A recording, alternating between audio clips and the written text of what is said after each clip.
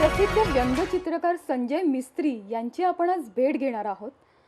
सर्वप्रथम तुम्हाला आचार्य अत्रे हा जो पुरस्कार मिळालाय याबद्दल मनपूर्वक अभिनंदन. बिंदूमधून इंदू साधण्याचे काम हे व्यंगचित्रकार करत असतो. कोणतीही माहिती अथवा गोष्ट व्यंगचित्राद्वारे मांडणे ही एक अद्भुत कलाच आहे. व्यंगचित्रकार म्हटलं की सर्वप्रथम डोळ्यासमोर येतात ते बाळासाहेब ठाकरे. बाळासाहेब ठाकरे यांनी व्यंगचित्रकार म्हणूनही आपले नाव गाजवले आणि अशाच एका बाळासाहेबांच्या शिष्याला आज आपण भेट देणार आहोत. त्यांचे नाव आहे संजय मिस्त्री.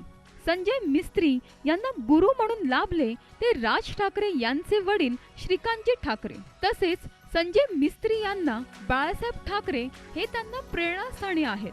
संजय मिस्त्री यांना नुकताच आचार्य अत्रे पुरस्कार मिळाला आहे. व्यंगचित्रकार म्हणून जेव्हा तुम्ही तुमच्या करिअरची सुरुवात केली तेव्हा असं म्हटलं जातं की बाळासाहेब ठाकरेंनी तुम्हाला ह्या करिअरला सुरुवात करण्यासाठी खूप मदत केली.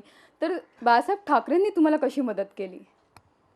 मी मगाशी म्हणालो की आमच्या घरामध्ये अनेक साप्ताहिक येत असत, मासिक येत असत. त्याप्रमाणे मार्मिक साप्ताहिक बाळासाहेबांचं त्यावेळचं अतिशय गाजलेलं साप्ताहिक मार्मिक व्यंगचित्र साप्ताहिक ते आमच्या घरामध्ये येत असे.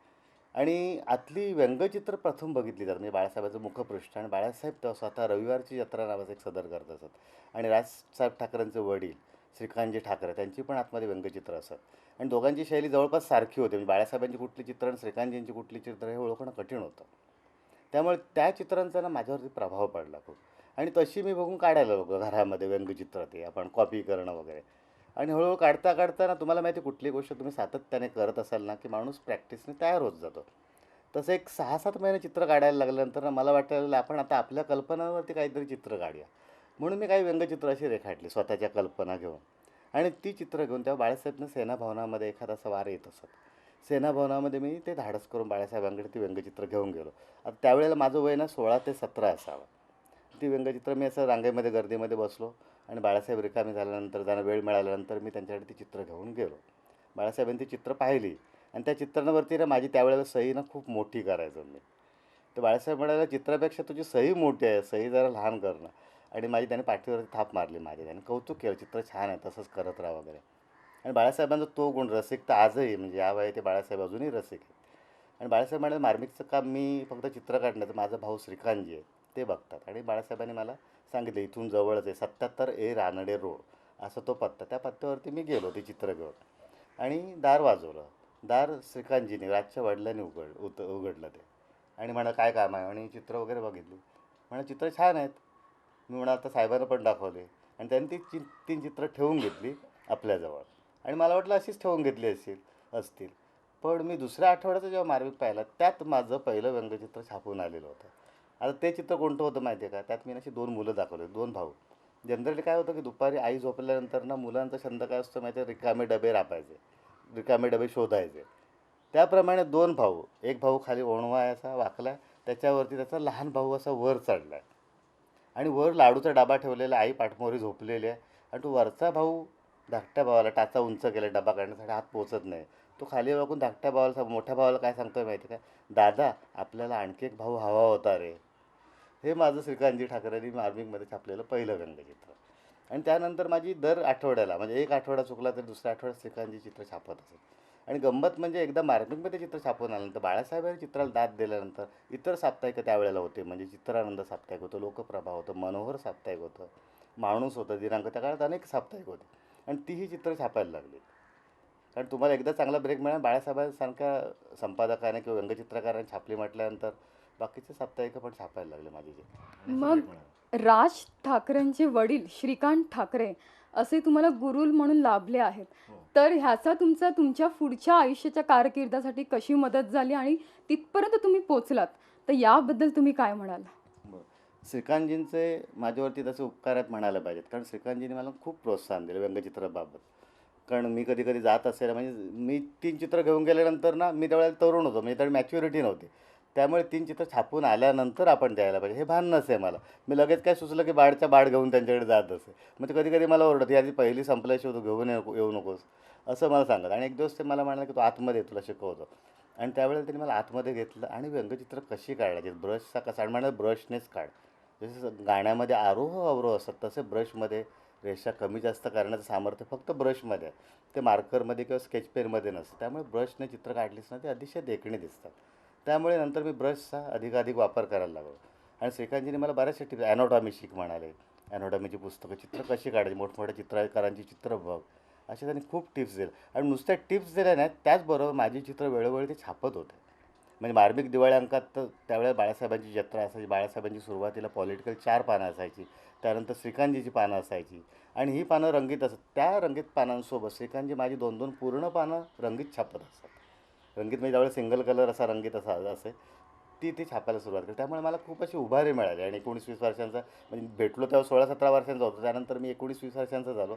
त्यामुळे असा एक आत्मविश्वास वाढला की एवढ्या मोठ्या माणसाचे. आणि श्रीकांतजी तसे खूप म्हणजे व्यंगचित्रकार टॅलेंटेड संगीतकार होते. त्यांची सगळी गाणी गाजलेली आहेत. पण ठाकरे घराणंच पूर्ण असं कलाकारांचं घराणं आहे. उद्धवजी फोटोग्राफर आहेत. त्यामुळे त्यांचं प्रोत्साहन मिळाल्यानंतर ना तुम्हाला काही असे कमी पडत नाही असे. आता असं म्हणजे यानंतर असंही म्हटलं जातं की तुम्ही जादूचे प्रयोग करता. तर व्यंगचित्रकार आणि जादूचे प्रयोग करणारा ही वाटचाल तुम्ही कशी केली आणि याबद्दल म्हणजे एकदमच वेगळं क्षेत्र आहे. इथे तुम्ही कसे वळलात? जादूच्या प्रयोगांचा वेड मला कसं लागलं का माहिती आहे का? कारण एक तुम्हाला एक माहिती आहे की एखादा कलाकार असतो किंवा एखादी व्यक्ती असते, छानदिष्ट व्यक्ती असते, ज्याला छंद असतो. त्याला एकच छंद असा नसतो. त्याला मग अनेक छंद असे लागत असतात. ज्याला म्हणजे थोडक्यात ना तो रसिक असल्यामुळे जे जे चांगलं आहे ना ते गोळा करत राहतो. एकदा काय झालं, मी जादूगार रघुवीरांच्या गावी गेलेलो असता. जादूगार रघुवीर जे सिनियर रघुवीर, त्यांचे जादूचे प्रयोग बघितले. आणखी ते बघितल्यानंतर ना मला तीही कला आवडायला लागली. जशी व्यंगचित्र कला आवडते ना तशी तीही कला आवडायला लागली. आणि जादूगार रघुवीरांचं वैशिष्ट्य काय होतं, मध्यंतरामध्ये ना ते जादूचे प्रयोग कसे करावेत याविषयी ना पुस्तकं विकत असत. त्यात जादूचे सुलभ 13 प्रयोग, जादूतील गमती जमती अशी 2 पुस्तकं होती. ती मी खरेदी केली आणि ती पुस्तकं वाचून जादूचे प्रयोग बसवले. आणि घरामध्ये पाहुणे वगैरे आल्यानंतर माझ्या आजोबांचा कोट वगैरे घालून, वडिलांचा सूट वगैरे घालून ते मी जादूचे प्रयोग दाखवत असे. तेव्हा मी 1ली-2रीत होतो. पाहुणे आले की जेवण कधी होतं आहे आणि कधीतरी मी जादूचे प्रयोग दाखवत याची मी वाट बघत असे. आणि मी त्यांचं जेवण होईपर्यंत मी इकडे टेबल वगैरे लावून जादूच्या प्रयोगांची तयारी करत असत. त्यांचं जेवण आले बाहेर की जादूचे प्रयोग माझे सुरू होत असत. आणि त्याचं ना ते कौतुक करत असत. आणि हे जादूचे प्रयोग करता करता काय झालं माहिती आहे की मला 4 लोकांसमोर बोलण्याची, ज्याला सभाधीटपणा म्हणतो ना, तो यायला लागला. स्टेजवरती वावरताना मला कसली भीती लोकांची वाटेनाशी झाली. आणि तो उपयोग मला आता भाषणं करताना किंवा एकपात्री कार्यक्रम करताना उपयोगी पडतो. तो जो लहानपणी जो मला छंद लागला 4 लोकांसमोर जादूचे प्रयोग करण्याचा. इथे ही सगळी चित्रं आहेत. या चित्रांमध्ये ह्या सया आहेत. तर ह्या चित्रांबद्दल मला सांगा, ह्या व्यंग्यचित्रांबद्दल सांगा आणि सर्वात महत्त्वाचं म्हणजे हे बाळासाहेब ठाकरेंचं चित्र आहे आणि तिथे त्यांनी त्यांची सही दिली आहे. तर त्याबद्दल तुम्ही मला जरा सांगा? गंमत काय माहीत आहे की ही सगळी व्यंगचित्र आहेत बघा, इथे तुम्ही लावलेली तुम्ही पाहिली असतील. त्या प्रत्येक व्यंगचित्राला इतिहास आहे. प्रत्येक व्यंगचित्राला इतिहास आहे. माझा छंद काय माहिती आहे की जादूचे प्रयोग करता, व्यंगचित्र काढता काढता मोठमोठ्या लोकांना भेटणं ही माझी अतिशय आवड. मोठमोठ्या लोकांना भेटणं. आणि महाराष्ट्रामध्ये त्या काळी जी काही मोठी लोकं होती, म्हणजे मोठ्या व्यक्ती होत्या, पु ल देशपांडे होते, बाळासाहेब ठाकरे होते, कॉम्रेड डांगे होते, त्यांना भेटणं हा माझा छंद असो. आणि कुठे त्यावेळी जाहीर सभा होत, त्या सभा झाल्या ना की त्यानंतर त्यांचा ऑटोग्राफ घेणं वगैरे हे माझी आवड होती. झालं काय, चित्रकलेमध्ये माझा जसजसा विकास होत गेला ना तसं मग नुसतं ऑटोग्राफ घेण्यापेक्षा त्यांचं जर आपण कार्टून काढलं आणि त्याच्यावरती सही घेतलं तर एक ऐतिहासिक क्षण होईल. अशी ती चित्र मी काढलेली आहेत. त्याच्यामध्ये 1994 साली आमचे कार्टून्स कंबाईन्स नावाच्या एक व्यंगचित्रकारांची एक छोटीशी संघटना आहे, युनियन नव्हे. तर त्या संघटनेचं एक आमंत्रण घेऊन मी बाळासाहेबांकडे गेलो होतो. आणि त्यावेळेला बाळासाहेबांचं कॅरिकेचर करावं असं माझ्या मनात आलं. आणि मी कागद पॅड वगैरे घेऊन गेलो, तर बाळासाहेबांचं असं स्केच केलं. असं एक 4-5 केली, कारण घाबरत घाबरतच केली. व्हायचं काय, स्केच पेनचं कागदावरती असं चालत असताना ना आवाज व्हायचा. आणि बाळासाहेब असे खूप सेन्सिटिव्ह आहेत. त्या आवाजाने मला असं वाटायचं की डिस्टर्ब वगैरे होतात की काय, म्हणून मी थांबलो चित्र काढायचं. तर बाळासाहेब म्हणाले काढतो. आणि अशी 4-5 चित्र मी बाळासाहेबांची काढली आणि बाळासाहेबांच्या समोर ठेवली. आणि बाळासाहेबांनी त्यातलं एक चित्र पाहिलं, हसले, म्हणाले छान आहे चित्र. मग साहेब म्हटलं सही करा का, ऑटोग्राफ द्याल का. साहेबांनी लगेच त्याच्यावरती माझं पेन घेऊन सही केली. तुम्हाला सांगतो, मी ते स्केच पेन अजूनही जपून ठेवलं आहे माझ्याकडे. जेव्हा मला काही व्यंगचित्रांच्या कल्पना सुचत नाही, जेव्हा मी असा निराश असतो, तेव्हा ते पेन बघतो, मला व्यंगचित्र सुचायला लागतं. बाळासाहेबांची आम्ही एकलव्यासारखी आम्ही व्यंगचित्रांची साधना केली. माझंच ना, माझ्याचवरती नव्हे तर महाराष्ट्रातल्या जवळ निम्म्या व्यंगचित्रकारांवरती बाळासाहेबांच्या व्यंगचित्रांचा प्रभाव आहे. आर के लक्ष्मण आणि बाळासाहेब त्याच्यामध्ये खास करून बाळासाहेबांचा उल्लेख करावा लागेल, कारण बाळासाहेबांवरती महाराष्ट्रातल्या सगळ्या लोकांनी प्रेम केलं. तर हे चित्र मी बाळासाहेबांचं काढलं, बाळासाहेबांची स्वाक्षरी घेतली त्याच्यावरती आणि नंतर माझ्या मनात आलं की चित्र पातळ कागदावरती काढलं, आपण बाळासाहेबांना ते चांगलं फ्रेम वगैरे करून भेट देऊया ना. म्हणून मी ते चित्र माझ्याजवळ ठेवलं आणि साहेबांना सांगितलं, साहेब मी नंतर भेट देण्यासाठी येतो. पण म्हणाले, ये तू केव्हाही बाहेर सांग, तू मी आलो म्हणून. झालं काय माहिती आहे का, त्यानंतर शिवसेनेचं सरकार आलं, साहेब खूप बिझी झाले आणि माझी काही साहेबांशी भेट झाली नाही त्यानंतर. त्यानंतर मला खूप अशी चुटपूट वाटत होती की साहेबांना आपण त्यांचं जे चित्र काढलं आहे ते भेट द्यायला पाहिजे आणि इतके वर्ष राहून गेले.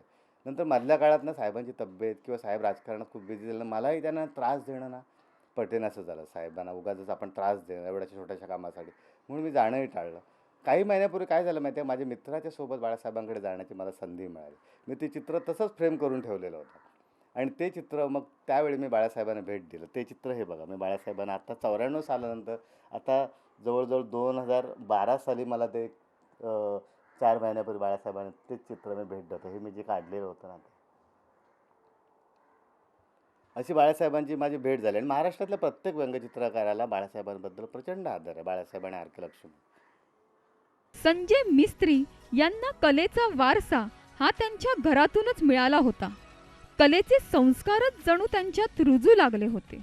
संजय मिस्त्री अभ्यासातही खूप हुशार होते. यामुळेच त्यांनी सायन्स या विषयात पदवी घेऊन डॉक्टर किंवा इंजिनियर व्हावे असे त्यांच्या वडिलांना वाटत होते आणि त्याप्रमाणे संजय यांनी सायन्समध्ये ॲडमिशनही घेतले. परंतु त्यांच्यातली कला ही त्यांना स्वस्थ बसू देत नव्हती आणि जे व्हायचं होते तेच झाले. संजय मिस्त्री हे प्रसिद्ध व्यंगचित्रकार म्हणूनच ओळखू लागले. मला एक सांगा, तुमची ह्या करिअरची सुरुवात कधी आणि कुठून झाली? माझे आजोबा आहेत ना, ते कला शिक्षक होते आणि हायस्कूलमध्ये ड्रॉइंग टीचरचं ते काम करायचे आणि त्यामुळे कलेचे संस्कार माझ्यावरती लहानपणापासून झाले.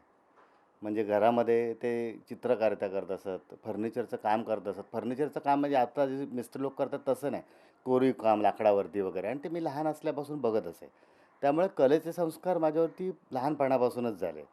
त्या व्यतिरिक्त माझ्या आजोबांचा छंद काय होता की काम झाल्यानंतर संध्याकाळी पुस्तकं वाचायची, म्हणजे चांदोबा मासिक किंवा अनेक दिवाळी अंक असतात ते वाचत असत आणि त्यातली चित्र, खास करून चांदोबा मासिकातली जी चित्र असत ना ती मी बघत असे आणि रात्र झाली की ती बघून काढायची.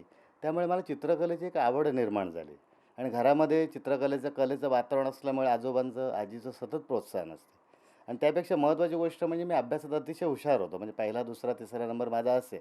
त्यामुळे माझ्या ह्या चाळ्यांना म्हणण्यापेक्षा छंदाला घरातून अजिबात विरोध होत नसे त्या काळामध्ये, म्हणजे दुसरी तिसरीत असताना. आणि अशी मला कलेची गोडी घरामध्येच निर्माण झाली.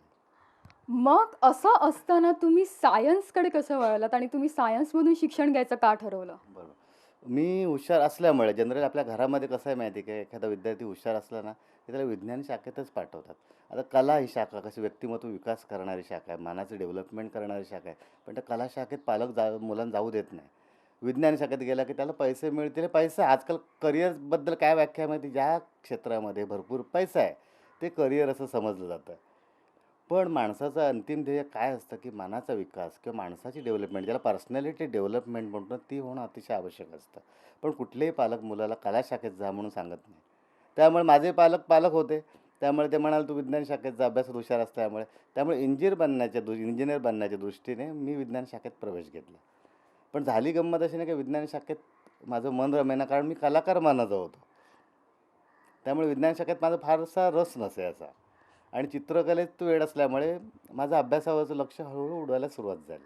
शंभा किर्लोस्कर पुरस्कार जो आहे ना तो 4 वेळा मिळाला आहे. हा शंभा किर्लोस्कर पुरस्कार शंकर किर्लोस्कर आहेत ना, ते महाराष्ट्रातले आद्य व्यंगचित्रकार म्हणून समजले जातात. त्यांचे असंख्य व्यंगचित्र त्यांनी काढले आणि व्यंगचित्रकलेचा पाया महाराष्ट्रामध्ये घालण्याचं काम शंकरराव किर्लोस्करांनी केलं असं म्हणायला हरकत नाही. टाकाच्या फेकी नावाचं त्यांचं एक सुंदर पुस्तक आहे. तर त्यांच्या किर्लोस्कर फॅमिली, जी उद्योगपती किर्लोस्कर फॅमिली, त्यांच्या फॅमिलीतर्फे हा पुरस्कार दिला जातो. तो मला 4 वेळा मिळाला आहे. 2 वर्षापूर्वी हाच पुरस्कार 2दा मला मिळाला होता आणि हा पुरस्कार हा मोठा सन्मान आहे असं मला वाटतं. संजय मिस्त्री हे एवढ्यावरच थांबले नाही, तर ते जादूचे प्रयोगही करतात. एवढेच नव्हे तर व्यंगचित्राच्या सहाय्याने एकपात्री नाटकही करतात. हसणे हा उत्तम व्यायाम आहे असे संजय मिस्त्री म्हणतात. तर सर, आत्ता तुम्ही मला एक चित्र काढून दाखवाल का? एक छोटंसं चित्र एक काढून दाखवाल आणि एक छोटासा जादूचा प्रयोग आमच्या प्रेक्षकांसाठी खास. पण ते मासा सेंटरमध्ये गेले आणि काय गंमत झाली बाबा, त्यांना तर बोट ठेवायला ते उशा लावायला लागला. मग मी फक्त काय करतो, त्या व्यंगचित्रावरती मंत्र टाकतो आणि काय होतं बघा. पण चोर कुठे असतात माहिती आहे काय बघा. हसण्याच्या माध्यमातून ते समाजाला चांगली माहितीही देतात. ही हास्ययात्रा गेली अनेक वर्षे चालू आहे. ह्याच यशाबद्दल संजय मिस्त्री यांना अनेक पुरस्कारही मिळाले आहेत. संजय यांना व्यंगचित्रकार म्हणून ओळखतात याचा त्यांना खूप अभिमानही वाटतो. मुंबईहून सुचिता राटे, मेट्रो नेटवर्क.